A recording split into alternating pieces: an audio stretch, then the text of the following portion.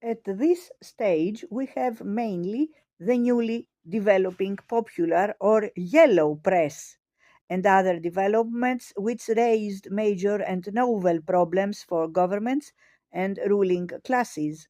Unfortunately for the historian, these problems disappear from the scene of open political discussion in Europe as the growing democratization made it impossible to debate them publicly with any degree of frankness. What candidate wanted to tell his voters that he considered them too stupid and ignorant to know what was best in politics, and that their demands were as absurd as they were dangerous to the future of the country? What statesman, surrounded by reporters, carrying his words to the remotest corner tavern, would actually say what he meant? Increasingly, politicians were obliged to appeal to a mass electorate, even to speak directly to the masses or indirectly through the megaphone of the popular press, including their opponents' papers. Bismarck had probably never addressed other than an elite audience.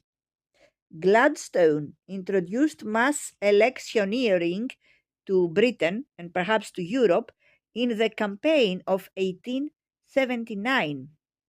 No longer would the expected implications of democracy be discussed, except by political outsiders, with the frankness and realism of the debates which had surrounded the British Reform Act of 1867.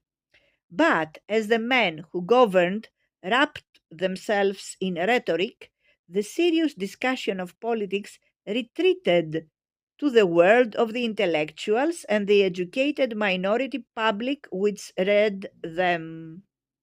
The era of democratization was also the golden age of a new political sociology of Durkheim and Sorel, Ostrogorsky and the Webbs, Mosca, Pareto, Robert Michels, and Max Weber. When the men who governed really wanted to say what they meant, they had henceforth to do so in the obscurity of the corridors of power, the clubs, the private social evenings, the shooting parties, or country house weekends, where the members of the elite met each other in a very different atmosphere from that of the gladiatorial comedies